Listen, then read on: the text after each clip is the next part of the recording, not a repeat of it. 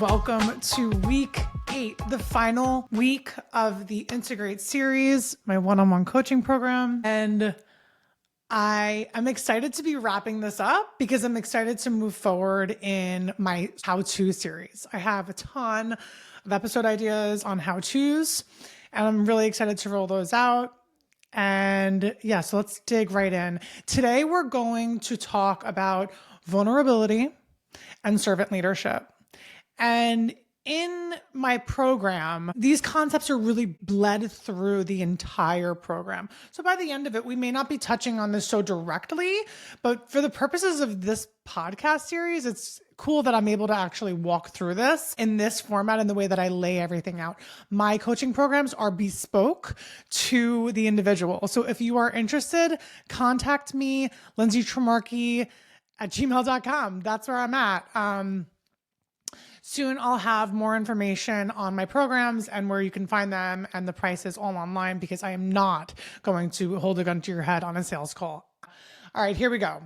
So the book, Braving the Wilderness by Brené Brown, was so game-changing for me. I remember reading it and I was just like, I love this. I was at Starbucks at the time.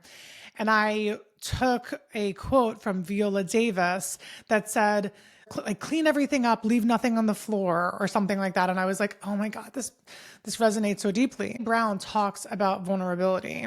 She says that vulnerability is the birthplace of innovation, creativity, and change.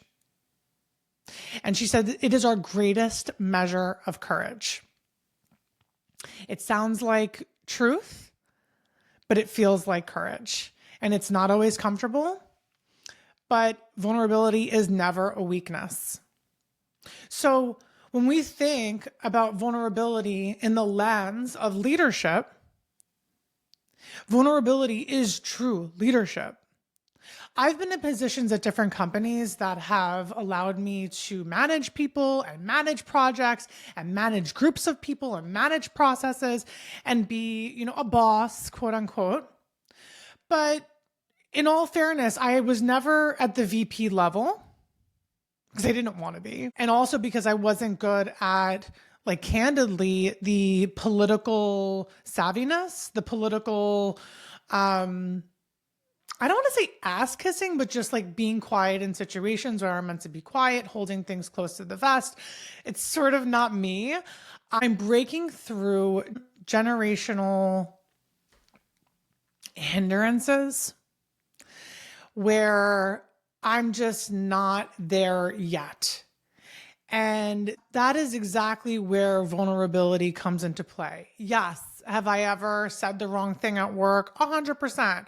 Should I have kept it a little closer to the vest? Yeah. Should I have shown less emotion? Yes. All of those things, yes and yes. However, in order for me to break the generational hindrances that I was brought into this world with, I need to be honest and I need to feel the spectrum of emotion that come with embodying my truth. So it's not going to be pretty. It's not going to be perfect. Leaders aren't born. You can be born to have certain qualities that people admire, certainly. To have courage in the face of adversity on a personal level is a whole different ballgame. And I truly believe this is the new era of leadership. This is the new space where we are not hiding on false truths anymore. We are leading from known experience. And known experience doesn't just happen instantly. Although in some dog millionaire it did, right? But when we are vulnerable in the name of integrity, we are ready to lead. We are already leading. And when I was going into, I was never a VP, like a chief executive level. I didn't need to be. Because anybody at any company, even at the highest level, knows that they learn from everyone within the company. The mentor is the mentee, and the mentee is the mentor. So while I embody my truth, the executives take that in as well. And I am leading executives by example, whether they want to look at it that way or be humble in that way or take it in that way. I don't really, it's none of my business. But we're learning from everyone everywhere. Just because you have a title doesn't mean you're teaching more or less. I think what we really need to focus on for this topic is that we need to have integrity in how we are showing up. And the number one way to have integrity, as Brené Brown says, is to have the vulnerability of showing up the way you truly are. Now, I have this book. If anyone is a Wawa fan, like I thought Starbucks was so cool. When I went to Wawa, everyone's like, hold the phone. You are at Wawa. Wawa was an amazing company because they invested in their employees and they called them associates. Starbucks and Wawa both referred to their employees as not employees. Starbucks referred to their employees as partners, and Wawa referred to their employees as associates. So the interesting thing is that when you join those companies, and they're big companies, you know, the philosophy is we are part of the company. And I think that mentality fosters the growth mindset, and especially for Wawa, the servant leadership. So when I went to Wawa, I actually have this book. I kept it. I keep all my resources. This is the servant leadership workbook. I'm not going to go into it, but it says build trust, leads people, and leads business. And the values are values people, delights customers, embrace change, do the right thing, do things right, and passion for winning. So the values people is very in line with what I was talking about Starbucks and Wawa saying that their employees are partners and associates. They value their people and they invest in their people, and they hands down did. Again, I mentioned they sent me to Harvard for a week for a negotiation seminar. They gave us tons of trainings. This servant leadership program was a week of training in itself. Delighting customers is really about innovation. So when we talk about vulnerability, delighting customers, it goes hands in hands. You delight people when you show up as your authentic self in a creative, innovative way. And the rest of them, I'm not going to go through them in detail because they're pretty self-explanatory. Embracing change, doing the right thing. I always thought this was cool. Doing the right thing and doing things right. So doing the right thing is making a decision that's sort of like moral based, and doing things right is taking action and being motivated and being driven towards results and having a passion for winning, which honestly, if you have kids, put those kids in team sports. I am such a big proponent of team sports. I feel like they taught me so much about that servant leadership, that we do this for the team. We do this for the better of the team. I remember when I started working at Lidl, it was a German company and it was very different. It was very mechanical. It was very calculated. It was very sort of like predictable, but I felt very insecure in that environment because it didn't feel like it was honoring my individuality. But what I did in the face of that change, was that I asked questions, maybe to my detriment. I asked questions that other people were too afraid to ask, even if they were obvious. Because I wanted to confirm that I was understanding it the correct way. And so that I could show up as a leader and say, I'm not afraid to ask this question. Let's not be afraid here. Who wants to be afraid in life? No one. Leaders can be afraid, but leaders have to take action to show that they are brave in the face of fear. I've always encouraged people to speak up, especially to me. Tell me what's working. Tell me what's not working. Tell me how you feel. Tell me what you like. Tell me what you didn't like. Tell me what you learned. Tell me where you're at. Tell me what you want to learn. and empowering others to feel good. This was so big in corporate. No one felt good. Everyone was stressed out. It was coming from the top down, and everyone had to conform and contort to please. And it was my job as a leader. Well, it wasn't cuddling, but it was nurturing a space of emotional honesty. And I think a lot of times corporations, they don't nurture that because there's no guarantee ever. There are companies that are good companies. I'm not going to say that there aren't. But as a company grows and gets bigger and bigger and bigger, it gets more challenging to maintain those standards of valuing people. I always love to articulate what I love about someone. And I think sometimes it could come off as ingenuous or insincere, especially to people who are not used to hearing it or who don't know me. I think valuing people for the way they show up that I admire and articulating that is like one of my favorite things to do, because I'm showing appreciation for inspiring me for the way you're showing up. And I'm also at the same time in doing that, valuing that for myself so that I can hopefully embody the essence of that very thing one day in the future.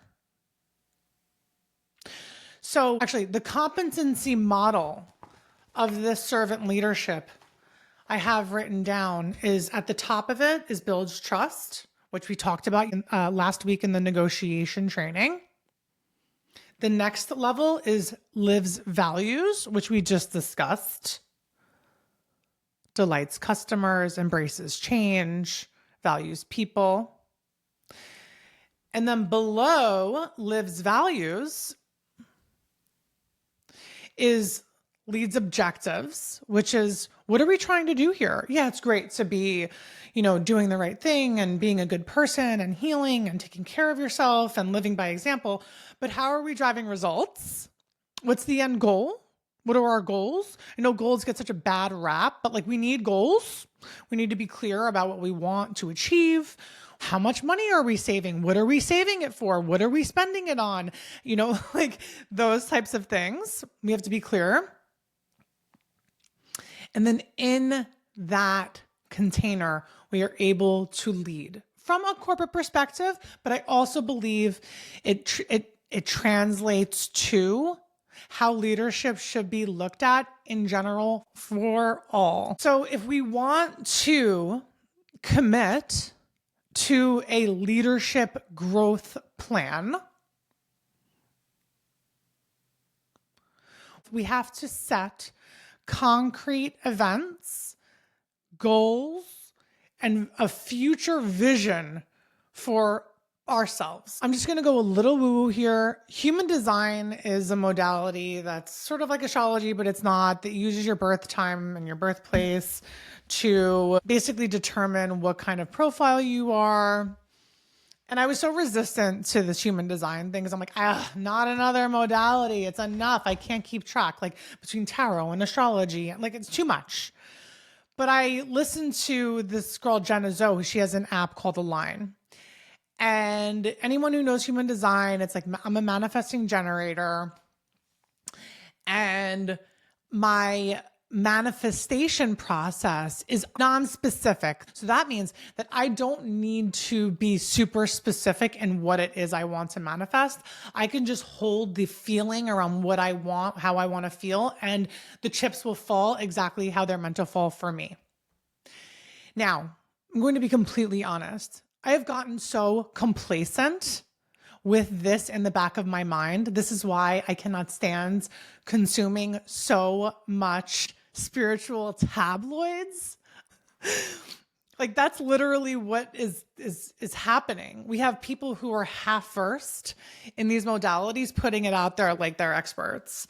And it feels like they are experts because it's Instagram and we don't know any better. They have 150,000 followers and we feel like they're legit. But I like that term, spiritual tabloids. I'm coining that. I'm coining that here on how to heal. But when we consume all of this information, like it's Bible, even if the person that's speaking, because Jenna, listening to her podcast, etc., I like where she comes from. So I'm like, you know what? This must make sense. I like Jenna and I trust her. So I'm going to take it for what it is. But I've gotten complacent. I haven't been doing my visioning. And my visioning is not like visioning for the future. It's literally just setting goals of like, yes, this is my next level. This is what I need to do. This is where I know my next level is. This is the work that I know I need to do. That's what manifesting looks like for me. And then I have like future visions of like, okay, I want a family. I want a spiritually led business. I want a remote business. I don't want to be in corporate anymore. I want a fit, healthy, lean body. I want to feel X, Y, and Z. And that clarity, just the sheer process of it really gets you into a place of embodying what it will feel like in the future to have those things. So I'm a big proponent of getting clear on your visions. And when you are living in integrity, living by example and holding a mirror in any situation, I don't care what situation it is, if you are holding a mirror in any situation, you are living in integrity. You have to look at the mirror. And it can be really ugly. And we hold the mirror and we drop the mirror and we break the mirror and then we have to go find a new mirror. Like there's layers and layers of process around being able to hold mirrors to yourself and really look like in the mirror in like a grand way. It's so emotional. Like imagine just having like a little compact mirror that you're able to look in that's like covered with powder. And then you move to a handheld mirror. And then you move to a mirror that goes on your desk. And then you move, you keep moving and keep moving until you have this like regal, huge mirror where you're just radiating. And you can stand in it in your power and look at yourself in all areas, in all the light, cellulite and all. And say, I love you. I love this version of who I am. Thank you. I am celebrating myself for getting to this point. And I am so excited to turn around in the light and not see cellulite. And I'm using that as an analogy. Okay? I'm not saying that you don't need to have cellulite. I'm using it as an analogy. There's an imperfection in me that I see that I want to address. And yes, I hope that there is a cure to cellulite. Okay. But anyway, guys, I love you so much. If you have watched all of these episodes of my Integrate series, please give me a like or a rating. And again, I mentioned next week we're going into the how-tos. Stay tuned. I'm so excited. And I will keep you guys posted on when my coaching programs are up on my website and listed. I love you so much.